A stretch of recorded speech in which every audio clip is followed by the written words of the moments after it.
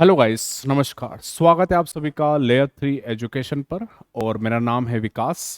साथियों, आज इस पूरे वीडियो में हम चर्चा करने वाले हैं जो हमारी नई शिक्षा नीति है, जो न्यू एजुकेशन पॉलिसी 2020 है।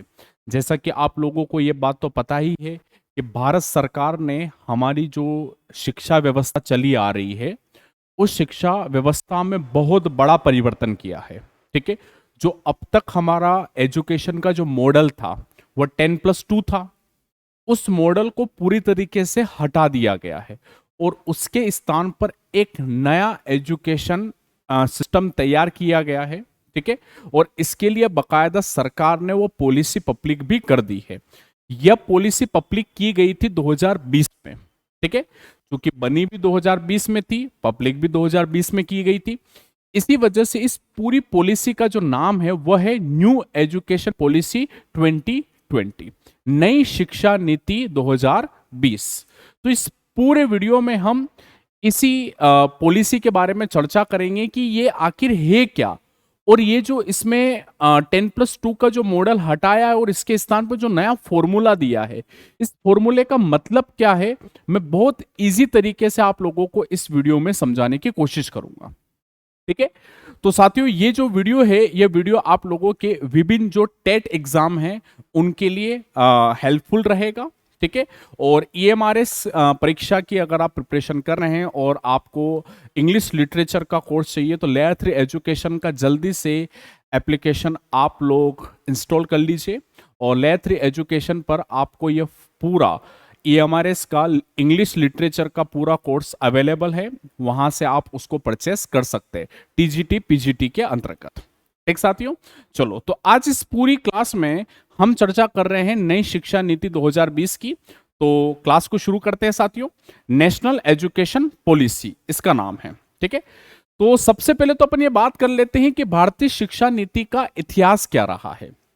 पहले थोड़ा सा हिस्ट्री में चले जाते हैं और भारत ने कब कब कौन कौन सी पॉलिसी बनाई है एजुकेशन को लेकर, उसके बारे में भी चर्चा कर लेते हैं। तो देखिए साथियों, हमारे भारत में जो एजुकेशन सिस्टम है, इसको एक्चुअली बनाया है अंग्रेजों ने। किसने बनाया? अंग्रेजों ने।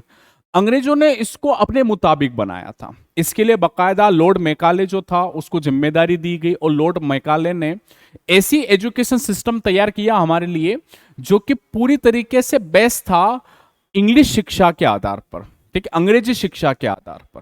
ठीक है। वह ये चाहता था कि हमारा जो इंडिया का जो यूथ है, वह यूथ गोरी चमड़ी की जो विचारधारा है उस विचारधारा के अंतर्गत हो जा रहा है। इनकी काली चमड़ी, लेकिन इनके जो थॉट है ना, इनके जो विचार हैं, ये हमारी गोरी चमड़ी जैसी हो जाए। ठीक है। उस प्रकार से हमारा एजुकेशन सिस्टम उन्होंने बनाया था। ठीक है। अब पूरे गुलामी के समय वो एजुकेशन सिस्टम चलता रहा। आजादी के पश्चात जब भारत देश आजाद हुआ, ठीक है, तो भारत सरकार ने समय समय पर इसमें परिवर्तन किए और नई नई एजुकेशन पॉलिसी लेकर आए हैं। तो उसी के इतिहास की मैं आपको बात बताता हूं। ठीक है। तो सबसे पहले हमारे भारत में अगर जो एजुकेशन पॉलिसी आई है वो थी नेशनल एजुकेशन पॉलिसी 1968, राष्ट्रीय शिक्षा नीति 1968। यानी पहली बार हमारे भारत में 1968 में एजुकेशन पॉलिसी बनाई गई थी। ये बात आपके दिमाग में क्लियर रखना। ठीक है। फिर 68 के पश्चात इसमें बकायदा परिवर्तन किए गए। ठीक है। इस एजुकेशन पॉलिसी में परिवर्तन किए गए। और परिवर्तन कब पेश किया गया? तो परिवर्तन हुआ सन 1986 को। ठीक है, 1986 को हुआ और नाम दिया गया राष्ट्रीय शिक्षा नीति 1986, और नाम था साहब national policy on education, NPE. ठीक है, नेशनल पॉलिसी ऑन एजुकेशन। ठीक है। तो नेशनल पॉलिसी ऑन एजुकेशन यानी शिक्षा के लिए जो नई पॉलिसी लाई गई थी वह एक्चुअली 68 का ही परिवर्तित रूप था जो 86 में आया था। तो जो 10+2 का जो थ्योरी चल रही है वो 86 से चल रही है। ठीक है। इसको चेंज किया गया और 2020 में, कब की बात है साथियों? 2020 में एक नया एजुकेशन पॉलिसी लाई गई जिसका नाम था राष्ट्रीय शिक्षा नीति 2020। ये है साहब नई शिक्षा नीति जिसको हमें डिस्कस करना है। तो 2020 से पहले दो बार एजुकेशन पॉलिसी आई साहब, 68 में आई और 86 में आई। ठीक है, चलो आगे बढ़ते हैं। सर, जो आपका न्यू एजुकेशन पॉलिसी है, एनईपी है, इस एनईपी को बनाने के लिए भारत सरकार ने एक कमेटी बिठाई, एक समिति का गठन किया। समिति के कस्तूरी रंगन की अध्यक्षता में बिठाई गई। ठीक है, ये हमारे वैज्ञानिक के कस्तूरी रंगन साहब है, ये अंतरिक्ष वैज्ञानिक है। ठीक है साथियों, याद रखिएगा, जब भी कभी कोई कमेटी बनाई जाती है, समिति बनाई जाती है, कमीशन बनाया जाता है, आयोग बनाया जाता है, तो उस समिति का जो अध्यक्ष होता है ना, उसी अध्यक्ष के नाम पर समिति या कमेटी का नाम रखा जाता है। ठीक है, क्योंकि इस कमेटी के जो अध्यक्ष थे वे थे के कस्तूरी रंगन, तो कमेटी का नाम क्या हो गया साथियों? के कस्तूरी रंगन समिति हो गया। ठीक है, तो ये याद रखना, किसकी सिफारिश थी साहब? तो के कस्तूरी रंगन साहब की सिफारिश थी और उसके आधार पर यह पूरी पॉलिसी को बनाया गया था। ठीक है, चले सर, अब देखिए, के कस्तूरी रंगन जो समिति थी, उस समिति ने एक फॉर्मूला दिया। फॉर्मूला था 5+3+3+4, 5334 का ये फॉर्मूला था। अब आप सोच रहे होंगे कि सर ये क्या है, 5333+4 क्या है, हमको तो कुछ समझ में नहीं आ रहा है। तो समझ में नहीं आ रहा तो समझाएंगे साथियों, और बहुत इजी तरीके से मैं आपको समझाऊंगा कि ये क्या चीज है, और इसको कंपेयर करेंगे 10+2 से। ठीक है ना, चलो तो शुरू करते हैं। चलो, ये ग्राफ है, इस ग्राफ को ध्यान से देखिएगा, इसी ग्राफ के अकॉर्डिंग अपन पूरी चीज को समझने की कोशिश करेंगे। देखो, वर्तमान में जो ढांचा मौजूद है, ठीक है, वर्तमान में जो कॉन्सेप्ट चल रहा है, ठीक है, ये है वर्तमान का मौजूदा ढांचा। ठीक है, याद रहे साथियों, जो एनईपी है इसको लॉन्च तो कर दिया है, लेकिन इसको धीरे धीरे अप्लाई कर रहे हैं, अभी एकाएक अप्लाई नहीं किया है। लगभग 2030 तक पूरी तरीके से अप्लाई करने की योजना है भारत सरकार की, अभी समय लगेगा। एकाएक इतना परिवर्तन, इतना बड़ा परिवर्तन हम नहीं कर सकते हैं, इसलिए शने शने धीरे धीरे परिवर्तन कर रहे हैं। ठीक है, तो देखो, यह वर्तमान में मौजूदा ढांचा है और मौजूदा ढांचा है 10+2 का। ठीक है, ये 10+2 का मौजूदा ढांचा है, जिसके अंतर्गत आपको क्या करना होता है कि आप 6 वर्ष की उम्र में, कितने वर्ष की उम्र में? 6 वर्ष की उम्र में आपकी स्कूलिंग शुरू होगी। ठीक है, और आप स्कूल में रहोगे 18 वर्ष तक। कब तक रहोगे? 18 वर्ष तक ही रहोगे। ठीक है, तो जो न्यू एजुकेशन पॉलिसी है, जो एनईपी है, इसमें इस एज को घटा दिया है। पहले ये 6 साल थी, इसको घटा के कर दिया गया है 3 वर्ष। कितना वर्ष कर दिया? 3 वर्ष। यानी अब आप 3 वर्ष से 18 वर्ष की उम्र तक आप कहां रहोगे? स्कूल में रहोगे। पहले 6 से 18 था, 10+2 था। अब 10+2 में क्या कॉन्सेप्ट था, तो बात को समझिएगा। ठीक है, यहां पर देखिए साहब, ये 10 वर्ष शुरुआत होती है, ये आपके 10 वर्ष की शुरुआत होती है, जहां पर आपके उम्र 6 की उम्र, जैसे बच्चा 6 साल की उम्र में आता है तो 6 से 16 वर्ष तक, कब तक? 16 वर्ष तक आपके 10 साल यहां तक बिताएगा। ठीक है, ये यहां तक लगभग 10वीं कक्षा तक रहेगा। कब तक रहेगा? 10वीं कक्षा तक, पहली से 10वीं कक्षा तक। ठीक है, अब स्कूल जो होता है वो तो 12वीं कक्षा तक होता है। तो अब क्या हुआ कि 6 से 16 वर्ष की उम्र तक वह 10वीं तक रहा, उसके बाद 2 वर्ष 11वीं और 12वीं के होते, जिसमें विषयों का चयन करना पड़ता है। इसमें बच्चा 16 से 18 वर्ष तक रहेगा। ये 10+2 थ्योरी है। ठीक है, 10 साल और 2 साल। ठीक है, 6 से 18 वर्ष। अब यह वर्तमान में मौजूदा ढांचा है, इस मौजूदा ढांचे को चेंज किया गया है नए ढांचे के अंतर्गत। ठीक है, नया सिस्टम लाया गया है। अब नया सिस्टम कैसे वर्क कर रहा है, देखो ध्यान से समझिएगा। पहले, सबसे पहले इन सबको मिटा देते हैं, इनका भी कोई काम नहीं है। अब नए ढांचे को अपन समझने की कोशिश करेंगे।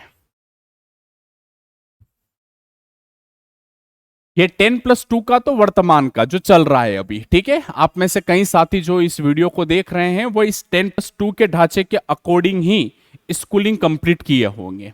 अब ये नया ढांचा NEP, न्यू एजुकेशन पॉलिसी, इसमें क्या होगा साहब, तो इसमें अलग अलग आपके 4 चरण होंगे। इसमें केवल सर 2 ही चरण थे, 10+2, ठीक है। इस जो नया ढांचा है, ये जो नया एजुकेशन सिस्टम है, ठीक है, इस नए एजुकेशन सिस्टम में आपके कितने चरण होंगे, 4 चरण होंगे। पहली बात क्लियर रखना, ठीक है। 4 चरण में जो सबसे निचला चरण होगा, ये सबसे निचला चरण है ये, ठीक है। ये चरण होगा सर 5 वर्ष का। कितने वर्ष का होगा, 5 वर्ष का। दूसरा चरण होगा 3 वर्ष का। तीसरा चरण होगा 3 वर्ष का। और चौथा और आखिरी चरण होगा 4 वर्ष का। ये है सर 5+3+4, ठीक है। 5+3+3+4, ये वो फॉर्मूला है। अभी का फॉर्मूला कैसा है सर, 10+2 का है। जैसे कि ये 10 साल का ये और 2 साल का ये रहा, ठीक है। अब ये 4 चरण बना दिए गए हैं इसके। अब ये 4 चरण जो है ये क्या है, इसमें क्या क्या होगा, उसको हम शुरू करते हैं। तो पहला चरण जो सबसे निचला चरण है वह है 5 वर्ष का, सबसे बड़ा चरण है और सबसे इंपॉर्टेंट चरण है। पहला चरण जो है वह शुरू होगा आपके 3 वर्ष की उम्र से। कितने वर्ष की उम्र से, 3 वर्ष की उम्र से ये शुरू होगा। कब तक रहेगा सर, तो ये 8 वर्ष की उम्र तक रहेगा, ठीक है। पहली चीज दिमाग में क्लियर रखो कि सबसे निचला चरण 5 साल का रहेगा, वो सबसे बड़ा चरण है जिसमें 3 वर्ष की उम्र से ही स्कूलिंग शुरू होगी। यहां पर 6 वर्ष की उम्र से शुरू हो रही थी, यहां पर 3 वर्ष की उम्र से शुरू होगी। 3 से 8 वर्ष की उम्र तक रहेंगे। इसके लिए क्या कर दिया गया है साथियों, तो यहां पर इस 5 वर्ष को भी 2 भागों में बांट दिया, 3 वर्ष और 2 वर्ष का, ठीक है। जिसमें अपन बोलते हैं ना कि पहली और दूसरी, इसमें यहां पर डायरेक्ट पहली और दूसरी शुरू हो जाती है, क्लास फर्स्ट और क्लास सेकंड स्टार्ट हो जाती थी। यहां पर ऐसा नहीं है, यहां पर पहले 3 वर्ष कंप्लीट करने के पश्चात आपकी पहली क्लास, फर्स्ट क्लास और फिर सेकंड क्लास आएगी, ठीक है। तो यहां पर पहले 3 वर्ष होंगे जिसे अपन प्री स्कूल बोलेंगे, ठीक है। पहली और दूसरी से पहले आपके प्री स्कूल होगा, जिसे आप आंगनवाड़ी भी कह सकते हैं, इसे आप बालवाड़ी भी कह सकते हैं, ठीक है। यह होगा 3 वर्ष से 6 वर्ष की उम्र तक, ठीक है। यह आपके मौजूदा जो 10+2 है इसमें यह कॉन्सेप्ट नहीं है, ठीक है। यह 3 वर्ष का आपका प्री स्कूल रहेगा, स्कूल नहीं माना जाएगा। फिर जब 3 वर्ष के पश्चात आप बाकी के दूसरे चरण में आओगे, पहले के ही दूसरे चरण में आओगे, तो यहां पर रहेगी कक्षा 1 और कक्षा 2, ठीक है। यह होगी 6 से 8 वर्ष की उम्र की, 6 से 8 वर्ष की उम्र की रहेगी कक्षा 1 और कक्षा 2, क्लास फर्स्ट और क्लास सेकंड, ठीक है। तो शुरुआत के 3 जो साल रहेंगे उसमें किसी प्रकार से कोई कक्षा नहीं होगी, वो प्री क्लास कहलाएगा। जो आपका 2 साल रहेंगे उसमें पहली और दूसरी रहेगी, फर्स्ट क्लास सेकंड क्लास रहेगी। बात क्लियर है, चलो भैया अब सुनना सर, ये जो 5 साल का पूरा फर्स्ट चरण होगा, पहला जो लेवल होगा 5 साल का, इस 5 साल के इस लेवल में किसी भी प्रकार से कोई परीक्षा आयोजित नहीं की जाएगी। ये बात अच्छे से समझो, ये इंपॉर्टेंट है। यहां पर किसी भी प्रकार से आपके परीक्षा का आयोजन नहीं होगा, ठीक है। ये जो 5 साल है, इस 5 साल को कहा गया है फंडामेंटल स्टेज। क्या कहा गया है, फंडामेंटल स्टेज कहा गया है, जिसमें multi level play activities based learning होगी। इसका मतलब होगा कि बच्चों को शुरुआत के 5 साल में पढ़ाई से दोस्ती करवाई जाएगी। देखा होगा ना आप लोगों ने जितने भी बच्चे मुझे देख रहे हैं जो क्लास ले रहे हैं, लगभग सभी ने मार खाकर स्कूल गए होंगे। रोते थे स्कूल के, हम क्यों स्कूल क्यों भेज रहे हो, फिर मम्मी मारती थी, मम्मी पापा घसीट के ले जाते थे, फिर स्कूल में दिन भर रोते रहते थे, क्योंकि भैया हमारे लिए स्कूल एक जेल बराबर होती थी। हम उस एजुकेशन से, उस स्कूल से भागते थे। सरकार ये बात समझ रही है। सरकार चाहती है कि बच्चों के मन में स्कूल के प्रति भय ना रहे, टीचर के प्रति भय ना रहे, बच्चा रोकर स्कूल ना जाए, बच्चा खुद से आगे से बोले कि मुझे स्कूल भेजो, मैं स्कूल जाना चाहता हूं, उसको स्कूल की आदत डलवाओ। तो शुरुआत के 5 साल स्कूल की आदत डलवाने वाली बात है, ठीक है, जिसके अंतर्गत आपके फंडामेंटल स्टेज इसे कहा गया है, जिसमें किसी भी प्रकार से कोई टेस्ट, किसी भी प्रकार से कोई परीक्षा नहीं होगी। फेल होना, पास होने का जो भय होता है बच्चे में, वो निकाल दिया जाएगा। यहां पर केवल बच्चों को पढ़ाई से संबंधित एक्टिविटीज करवाई जाएगी, यानी खेल खेल में बच्चों को चीजें पढ़ाई जाएगी, ठीक है। कुछ ऐसी एक्टिविटीज करवाई जाएगी ताकि बच्चा घर पे डिमांड करे कि मुझे स्कूल जाना है, ठीक है। यहां पर ये सारे काम करवाए जाएंगे। बात यहां तक क्लियर? चलो, जब बच्चा 5 वर्ष तक इस फर्स्ट स्टेज में रहता है, उसके बाद वह सेकंड स्टेज में शिफ्ट होता है, और सेकंड स्टेज जो होता है वो 3 साल का होता है।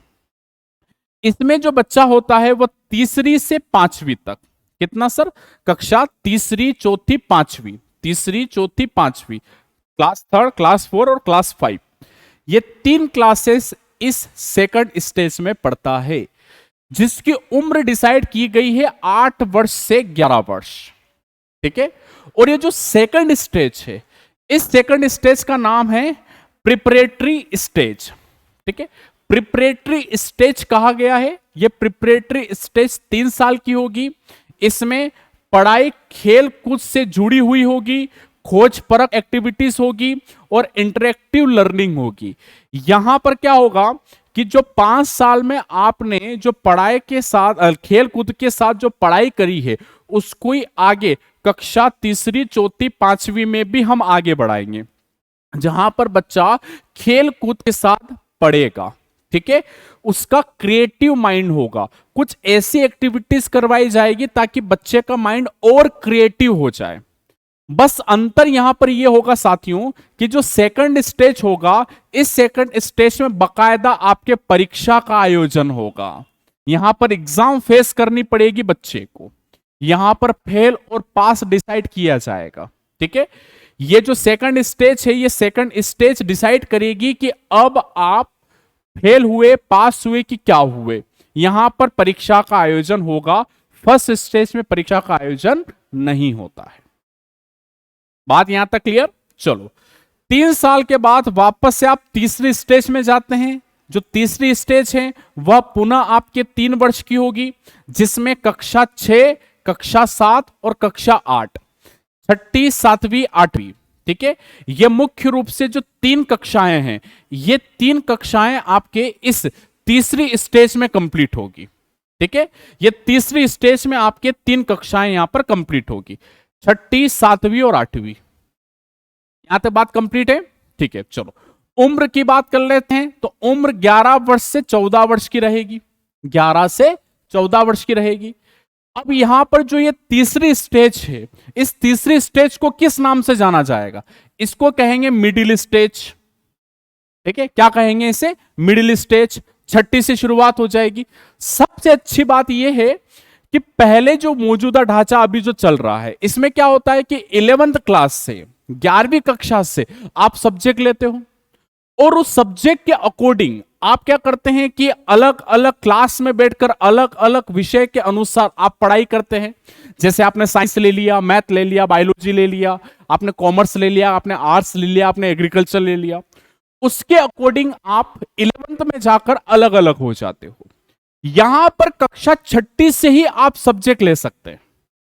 यहां से कक्षा 6 से आप सब्जेक्ट ले सकते हैं, आपके पास ऑप्शन रहेगा सब्जेक्ट लेने का। अब ये जो तीसरी स्टेज है, जो 3 साल की रहेगी, जिसे अपन मिडिल स्टेज कहेंगे, इसमें मेनली फोकस किया जाएगा मैथ पर, साइंस पर, आर्ट पर, सोशल साइंस पर, ह्यूमैनिटीज में एक्सपेरिमेंट बेस्ड लर्निंग होगा। ठीक है, ये जो मुख्य विषय हैं, math, science, art, social science, ठीक है, ये जो आपके मुख्य विषय हैं, उन मुख्य विषय को यहां पर पढ़ाया जाएगा। यहां पर भी बकायदा परीक्षा होगी, याद रखना। ठीक है, चलो, जब तीसरी स्टेज पार कर लेंगे तो बाद में आती है आपकी लास्ट स्टेज, आखिरी स्टेज, जो होती है 4 वर्ष की। कितने वर्ष की? 4 वर्ष की होती। उम्र बात करें तो उम्र होती है 14 वर्ष से 18 वर्ष की। और कक्षा की बात करेंगे तो कक्षा 9 से कक्षा 12 तक। ये 12वीं यहां पर लास्ट खत्म हो गया स्कूल, 12वीं में स्कूल आपका खत्म हो जाएगा। 9 से 12, ठीक है, 9वीं, 10वीं, 11वीं, 12वीं, ये 4 साल। ठीक है, इसे कहा जाएगा सर सेकेंडरी स्टेज। क्या कहेंगे इसे? Secondary stage. Multi disciplinary study होगी, अनुशासनात्मक पूरी तरीके से पढ़ाई करवाई जाएगी, क्रिटिकल थिंकिंग पर जोर दिया जाएगा, क्रिएटिविटी पर जोर दिया जाएगा, विषयों के चयन में बच्चों पर लचीलापन बढ़ता जाएगा और बच्चों की रुचि को महत्व दिया जाएगा। ये एक मतलब कि जो वर्तमान में अभी जो एजुकेशन सिस्टम चल रहा है, जो पढ़ाई बोझ बन गई है बच्चों के लिए, उस बोझ को खत्म करने के लिए ही ये अलग अलग स्टेज बनाए गए हैं। जो बच्चों का बैग का जो वजन बढ़ता ना, आपने देखा होगा, अभी छोटे छोटे से बच्चे बेचारे, ठीक है, स्कूल जब वो जा रहे हैं तो भारी भरकम बैग होता है, ठीक है, तो बच्चे की बेचारे की पीठ ऐसे झुक जाती है, पीछे बस्ता, और वो भी इतना भारी, उसकी वजह से बच्चे की पीठ बेचारी झुक जाती है। ठीक है, बर्डन, ये होमवर्क, वो होमवर्क, इस सब्जेक्ट का होमवर्क, इस सब्जेक्ट का टेस्ट, बच्चे परेशान हो जाते। इसी वजह से अलग अलग स्टेज बनाए गए हैं। इस अलग अलग स्टेज बनाने के पीछे का कारण ये है, और उद्देश्य भी ये है कि जो अलग अलग स्टेज बन जाएंगे ना, इससे कि बच्चों को जो पढ़ाई को लेकर जो स्ट्रेस है, वह स्ट्रेस को डिस्ट्रीब्यूट किया जाए। देखो सर, स्ट्रेस तो रहेगा लेकिन डिस्ट्रीब्यूट हो जाएगा, स्टेप बाय स्टेप स्ट्रेस मिलेगा, ताकि बच्चा उसके लिए प्रिपेयर हो सके, और प्रिपेयर के आधार पर ही ये स्टेज बनाएगा। ठीक है, और हाई रहेगी वो सेकेंडरी स्टेज, सबसे ऊपर, जो कि 4 साल की रहेगी। ठीक है, तो ये है साथियों 5+3+3+4, ये 4 अलग अलग स्टेज होती है, जिसको मैंने आप लोगों को बहुत अच्छी तरीके से समझा दिया है। ठीक है, चलो आगे बढ़ते हैं। सर, ये तो बात हो गई स्कूल की। क्या सर एनईपी में, न्यू एजुकेशन पॉलिसी में, स्कूल के बाद जो ग्रेजुएशन होता है, जो हम कॉलेज जाते हैं, तो क्या सर उस कॉलेज में भी परिवर्तन हुआ है क्या? तो हाँ साहब, कॉलेज में भी परिवर्तन हुआ है। जो आपका ग्रेजुएशन पहले 3 साल का था, यानी अभी मौजूदा ढांचा जो है, उसके अंतर्गत 3 साल का ग्रेजुएशन होता है कि नहीं होता है, और 2 साल की मास्टर डिग्री होती कि नहीं होती है। अब इस कॉन्सेप्ट को हटा दिया गया है। अब ग्रेजुएशन जो होता है मित्रों, वो होता है 4 साल का। ठीक है, चलो अब देखो आप लोग, ग्रेजुएशन जो है वो 4 साल का। देखो, नई शिक्षा नीति 2020 के तहत ग्रेजुएशन डिग्री 4 वर्ष की होगी, और प्रत्येक वर्ष के लिए अलग अलग प्रमाण पत्र दिए जाएंगे। जैसे कि होता है ना कि आपने देखा होगा कि शायद आपके साथ हुआ होगा, आपके दोस्त के साथ हुआ होगा, कि कोई बच्चा, कोई स्टूडेंट एडमिशन लेता है कॉलेज में, फर्स्ट ईयर पढ़ा और फर्स्ट ईयर पास हो गया, और किसी रीजन की वजह से वो सेकंड ईयर में नहीं पढ़ पाया, तो उसकी ग्रेजुएशन डिग्री नहीं बन पाती है, ग्रेजुएशन कंप्लीट नहीं माना जाता है, उसको कुछ नहीं मिलता। फिर सेकंड ईयर में आता है, और सेकंड ईयर में किसी रीजन की वजह से वो थर्ड ईयर नहीं पढ़ पाता, तो उसको भी कुछ नहीं मिलता। जब तक तुम 3 साल नहीं पढ़ लेते और 3 साल पास नहीं हो जाते, तब तक आपको ग्रेजुएशन की डिग्री नहीं मिलती। ऐसा होता था ना, अब इसको हटा दिया है। अब क्या किया गया कि देखो, 1 वर्ष की पढ़ाई करने के बाद ग्रेजुएशन सर्टिफिकेट मिलेगा। ठीक है, लो भैया, 1 साल पढ़ो, आप पास कर गए, तुरंत आपको क्या मिल जाएगा? ग्रेजुएशन सर्टिफिकेट मिल जाएगा। 2 साल की पढ़ाई करने के बाद ग्रेजुएशन का डिप्लोमा मिल जाएगा। लो भैया, आप जिस भी डिपार्टमेंट से, जिस भी सब्जेक्ट से आप क्या कर रहे हो, ठीक है, ग्रेजुएशन कर रहे हो, ठीक है, उसका क्या मिल जाएगा? आपको डिप्लोमा मिल जाएगा। 3 साल तक पढ़ाई करने वाले को ग्रेजुएशन डिग्री मिल जाएगी, ले भाई यहां पर ग्रेजुएशन डिग्री मिल गई, ठीक है। 4 वर्ष का स्नातक करने वाले को रिसर्च यानी शोध ग्रेजुएशन के प्रमाण पत्र मिल जाएगा डिग्री के साथ, अब उसको रिसर्च का सर्टिफिकेट भी मिल गया, ये चीज होगी, ठीक है। अब देखो सर, मास्टर डिग्री जो होती है ना वो 2 साल की होगी, ठीक है। 2 साल की कैसे होगी, तो सुनो, अगर मान लो कि कोई ग्रेजुएशन केवल 3 साल का करता है, सुनना देखो, है ना, ग्रेजुएशन अगर 3 साल का करता है यानी वो तीसरे साल की पढ़ाई करता है, उसने ग्रेजुएशन डिग्री हासिल कर ली, तो उसके लिए, ठीक है, आपके पोस्ट ग्रेजुएशन 2 साल का ही रहेगा। कितने साल का रहेगा, 2 साल का रहेगा।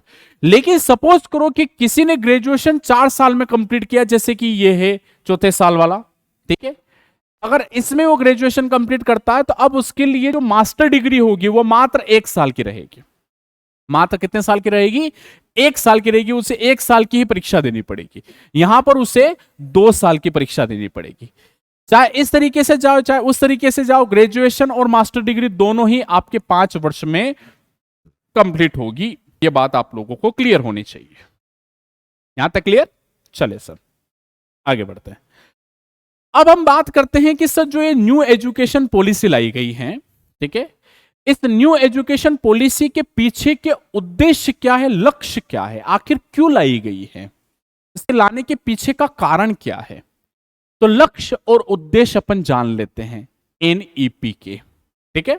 तो सुनो, नई राष्ट्रीय शिक्षा नीति 2020 का लक्ष्य वर्ष 2030 तक, कब तक, 2030 तक सकल नामांकन अनुपात 100% करना है। 100% रूप से बच्चे स्कूल जा सके, इस टारगेट को पूरा करना है, ठीक है। 5वीं कक्षा तक, कौन सी कक्षा तक, 5वीं कक्षा तक, ध्यान रखना, सुनना, ध्यान से सुनना, 5वीं कक्षा तक शिक्षा अपनी मातृभाषा, स्थानीय भाषा, क्षेत्र भाषा में उपलब्ध करवाना है। जिस किसी भी क्षेत्र में रह रहे हो और वहां पर जो भाषा बोली जा रही है उसी भाषा में आपको एजुकेशन देना है, ताकि उस भाषा का भी आपको बोध हो सके, ज्ञान हो सके। मातृभाषा को कक्षा 8वीं और उससे आगे की शिक्षा के लिए प्राथमिकता देने पर सुझाव दिया गया है। इस नीति के तहत 3 से 18 वर्ष तक के बच्चों को शिक्षा का अधिकार कानून 2009 के अंतर्गत रखा गया है। पहले ये 6 से 18 था, अब कितना कर दिया, 3 से 18 कर दिया। न्यू एजुकेशन पॉलिसी 2020 का उद्देश्य सभी छात्रों को उच्च शिक्षा प्रदान करना है, ठीक है, और जो शिक्षा का डर है, जो भय है, उसको दूर करना है, और जो बस्ते का वजन है उसको भी कम करना है। 2020 तक पूर्व प्राथमिक शिक्षा 3 से 6 वर्ष की आयु सीमा को सार्वभौमिक बनाना है। 2025 से पहले तो भैया ये जो 3 से 6 वर्ष की जो शिक्षा है ना, इसको तो कंपलसरी करना ही करना है। इसके अंतर्गत शिक्षा क्षेत्र पर सकल घरेलू उत्पाद के 6% हिस्से को सार्वजनिक व्यय का लक्ष्य रखा गया है, जो हमारी टोटल जीडीपी है, ठीक है, इस जीडीपी का 6% हिस्सा इस एजुकेशन में इन्वेस्ट करना है।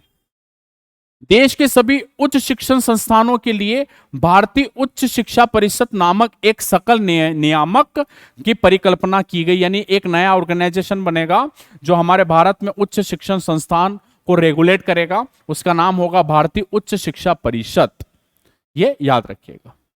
तो ये थी साहब आपकी पूरी एनईपी, नेशनल माफ करिएगा, न्यू एजुकेशन पॉलिसी, ठीक, नई शिक्षा नीति 2020 क्या थी क्या नहीं थी, इजी लैंग्वेज में मैंने आपको पूरा अच्छे से डिस्क्राइब कर दिया, अच्छे से समझा दिया। जैसे ये एनईपी आई तो इसमें परिवर्तन तो कई हुए, और एक और परिवर्तन किया गया कि मानव संसाधन जो मंत्रालय है, ठीक है, ह्यूमन रिसोर्सेज जो मिनिस्ट्री है, उसका नाम बदल दिया।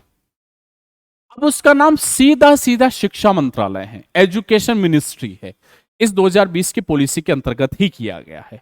नाम बदल के क्या कर दिया गया, शिक्षा मंत्रालय कर दिया, ठीक है। तो सर इस पूरी क्लास में आपने जो एनईपी थी, ठीक है, जो न्यू एजुकेशन पॉलिसी थी, इस न्यू एजुकेशन पॉलिसी के बारे में सारी की सारी जानकारी आप लोगों ने ग्रहण कर ली है। कैसे फॉर्मूला वर्क करता है, कैसे नहीं करता है, उसके बारे में भी मैंने आप लोगों को जानकारी दे दी है, ठीक है। चलो अब देखिए साथियों, लेयर 3 एजुकेशन का जो एप्लीकेशन है उस पर EMRS में जो इंग्लिश लिटरेचर है उसका फुल कोर्स अवेलेबल है। तो आप लेयर 3 एजुकेशन को परचेस एजुकेशन पर जाओ और इस पूरे कोर्स को आप किफायती दामों पर परचेस कर सकते हैं टीजीटी पीजीटी के अंतर्गत। ठीक है, तो इस पूरी क्लास में हमने एनईपी के बारे में जानकारी ग्रहण करी है। तो आप सभी का बहुत बहुत धन्यवाद।